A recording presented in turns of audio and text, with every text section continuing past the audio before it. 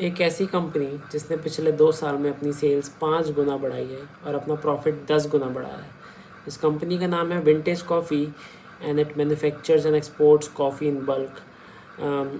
जो भी कंपनीज़ है who needs coffee, specially chocolate companies, chocolate बनाने में कॉफ़ी एक इंग्रेडिएंट है जो कि चॉकलेट कंपनीज़ को बहुत थोक भाव में, मतलब बहुत बल्क में चाहिए।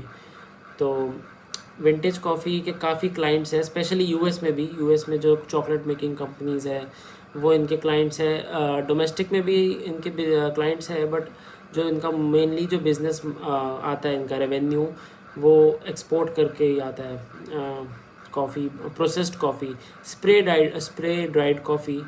दे are also getting into freeze dried coffee. तो इसके बारे में आपको पढ़ना चाहिए थोड़ा डिटेल में कि इन दोनों का कैसे, इन दोनों का फ़र्क क्या है और दोनों कहाँ किस टाइप में यूज़ होती है, किस टाइप की चीज़ें बनाने में।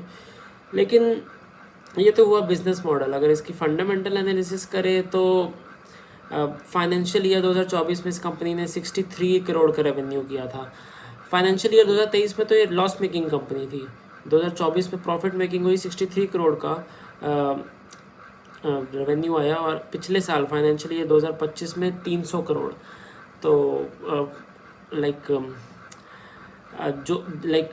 जो पिछले साल 63 करोड़ जो मैं बोल रहा हूँ रेवेन्यू था इनका पूरे साल का, अगर हम पिछले क्वार्टर का रेवेन्यू देखें तो 100 करोड़ की सेल करी है। तो एक क्वार्टर की सेल ही पिछले साल की सेल से ज़्यादा है। तो आप सोच सकते हैं क्या ग्रोथ है।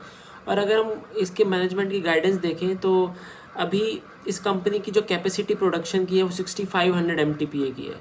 अगले साल तक, मार्च 2026 तक दे आर प्लानिंग कि 11,000 की हो जाएगी। दे विल ऐड 4500 MTPA मोर, और फाइनेंशियल ईयर 2027 तक इनकी कैपेसिटी 16,000 MTPA की हो जाएगी।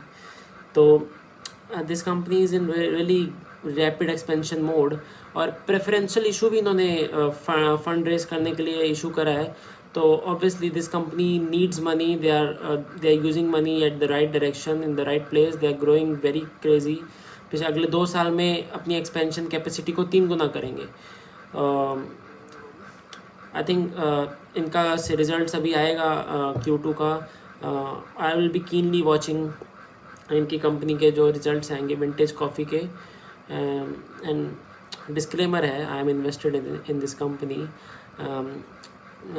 You should really read it, track it, and then make your decision.